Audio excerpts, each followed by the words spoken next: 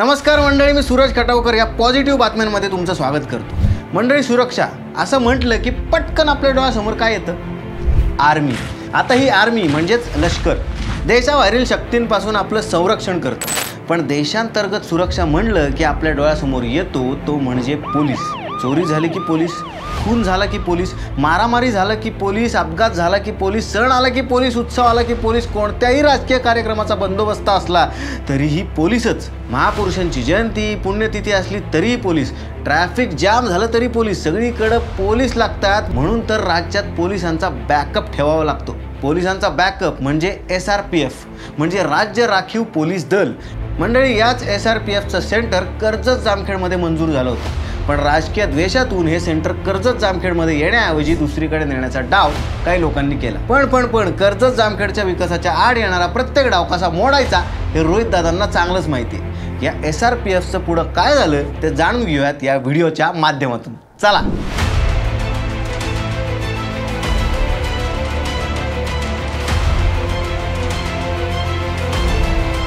राज्यातील अंतर्गत सुरक्षा खंबीर आणि स्वावलंबी व्हावी यासाठी 1948 साली SRPFची स्थापना झाली। नक्षल विरोधी कारवाया, जंगल सुरक्षा, विविध आस्थापनांची सुरक्षा, नैसर्गिक आपत्तीचं मदत कार्य, कायदा किंवा सुव्यवस्थेचा प्रश्न निर्माण झाला तर ती पूर्वपदावर आणणं अशा कितीतरी जबाबदाऱ्या SRPFला पार पाडाव्या लागतात। फक्त 2 युनिट्स पासून सुरू झालेलं हे राखीव दल आता जवळपास प्रत्येक जिल्ह्यात उपस्थित आहे। राज्यातल्या महत्त्वाच्या आणि क्षमतेच्या ठिकाणी हे SRPF सेंटर उभारलं जातं। असंच एक सेंटर कर्जत जामखेडमध्येही मंजूर झालं होतं। कर्जत जामखेडचं हे SRPF सेंटर तत्कालीन लोकप्रतिनिधी मंत्री असतानाही दुसऱ्या जिल्ह्यात हलवण्यात आलं होतं। पण त्यावेळी हे थांबवण्यासाठी प्रयत्न करणं तर सोडाच, त्यांनी साधा याला विरोधही केला नाही। आमदारकीसाठी उभा होतो तेव्हा मला काही लोक भेटली आणि सांगितलं, अहो दादा, इथं कुसडगावला एक आमचं पोलीस प्रशिक्षण केंद्र मंजूर होतं,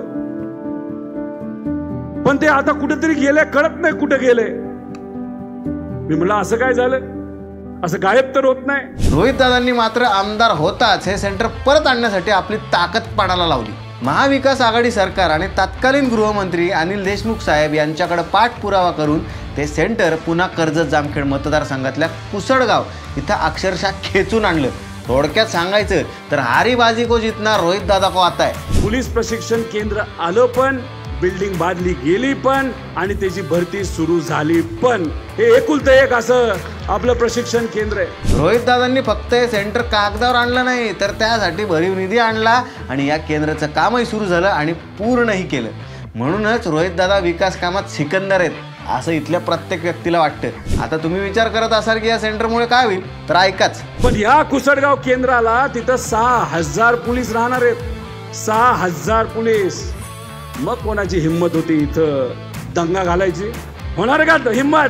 कुसडगावमध्ये हे सेंटर सुरू झाल्यावर मोठ्या प्रमाणात पोलीस इथं राहायला येतील आणि त्यामुळं इथल्या अर्थव्यवस्थेलाही चालना मिळेल। याशिवाय मतदारसंघातील कायदा सुव्यवस्था अधिक चांगली राहण्यास मदत होईल। याबरोबरच महिला आणि लहान मुलं यांच्यासाठीही अधिक सेफ वातावरण निर्माण होईल। शिवाय अहिल्यानगर, बीड, धाराशिव, छत्रपती संभाजीनगर, नाशिक या लगतच्या जिल्ह्यांमध्ये कधी कायदा सुव्यवस्थेचा प्रश्न निर्माण झाला तर तिथं तातडीनं पुरेसा पोलीस बंदोबस्त इथून कमीत कमी वेळेत पाठवता येईल। एक वेळ अशी होती की कर्जत जामखेडमध्ये क्षमता असून सुद्धा लोक दुर्लक्ष करत होते, कमी लेखत होते। पण रोहित दादा आमदार झाले आणि त्यांनी केलेल्या या कामामुळे भल्या भल्यांना कर्जत जामखेडचं महत्त्व कळून चुकलं। मंडळी, याच्या आधी कर्जत जामखेडला आजूबाजूच्या जिल्ह्यांची मदत घ्यावी लागत होती, आता आजूबाजूच्या जिल्ह्यांना कर्जत जामखेडची मदत घ्यावी लागते।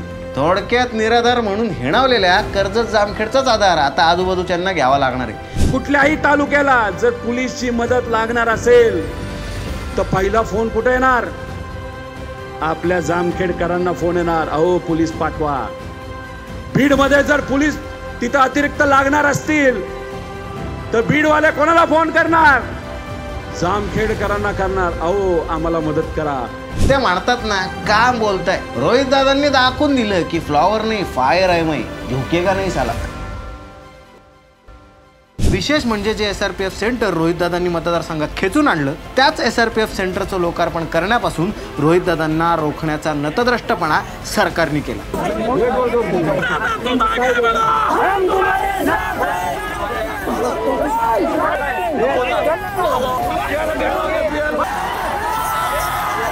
त्यासाठी पोलिसांची भरी मोठी फौज बंदोबस्तासाठी लावली. राज्यात महिला भगिनींवर अत्याचार होत आहेत, दिवसाढवळ्या खून होत आहेत, तिकडं सरकारचं लक्ष नाहीये. पण इकडं राजकीय श्रेय घेण्यासाठी पोलिसांची ताकद प्रचंड प्रमाणात खर्ची केली जाते. परंतु रोहितदादांनी केलेल्या या कामाचं श्रेय लाटण्याचा दुसऱ्याने कितीही प्रयत्न केला तरी यामागे कुणाची मेहनत आहे हे कर्जत जामखेडच्या प्रत्येक व्यक्तीला माहिती आहे. मी आल्या आल्या इथं बघितलं काय पोस्टर लागले होते की हेली मंजूर केलं. अरे बाबांनो, माझ्याकडे सगळे GR आहेत, तुम्ही कुठेही मला बोलवा. अनेक वेळा मी बोललेलो आहे, मी घाबरणारा माणूस नाही, भिडणारा माणूस आहे, भिडणारा. त्यामुळे तुम्ही जिथंही बोलवा, सगळे कागद घेऊन येतो. आणि म्हणूनच हजारो स्वाभिमानी कर्जत जामखेडकरांच्या उपस्थितीत विरोधकांच्या नाकावर टिचून रोहितदादांनी या SRPF केंद्राचं लोकार्पण केलं. आता तुम्ही म्हणाल रोहितदादांनी फक्त SRPF सेंटरच आणलं का? तर नाही, त्यांनी खर्डा आणि मिरजगाव या 2 नवीन पोलीस ठाण्यांना मंजुरी आणली आणि ते सुरूही केलं. यामुळे झालं काय तर पोलिसांवरील कामाचा ताण कमी झाला आणि लोकांना तातडीनं मदत मिळू लागली. मला सांगण्यात आलं होतं पोलीस स्टेशन होणार नाही, हे निकषात बसत नाही.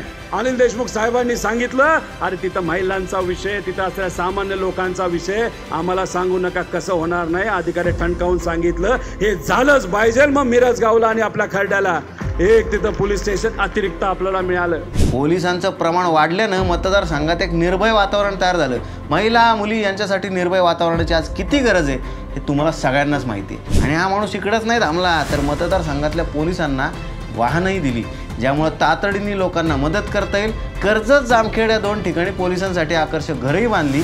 कारण आपल्या सगळ्यांनाच माहिती आहे की पोलीस वसाहत म्हणजे आजही इंग्रजांच्या काळातील बॅरेक अनेक ठिकाणी दिसतात. तुटलेली कवलं, पावसाळ्यात घरात लागणाऱ्या जलधारा अशी त्या घरांची अवस्था झालेली असते. तिथं सोयीऐवजी गैरसोयच अधिक होत असते. पण रोहितदादांनी पोलिसांना राहण्यासाठी पॉश घरं बांधली. पोलीस हे दिवस रात्र आपल्यासाठी काम करत असतील तर त्यांची काळजीही आपणच घेतली पाहिजे ना. म्हणून रोहितदादांनी पोलिसांना 6 चौक्या दिल्या. आता पोलिसांची इतकी काळजी घेणारा लोकप्रतिनिधी असेल तर पोलीसही मग लोकांची काळजी घेणार असणार आहोत. आता पोलिसांना इतकं बळ देणारा नेता असेल तर पोलीस एकदम सिंगमसारखं काम करतील ना. त्यामुळे आता इथं जरा जपून राहायचं. इथल्या एखाद्या जयकांत चिकरेचा इगो हाड झालाच तर तो ठेचायला रोहितदादा आहेतच की.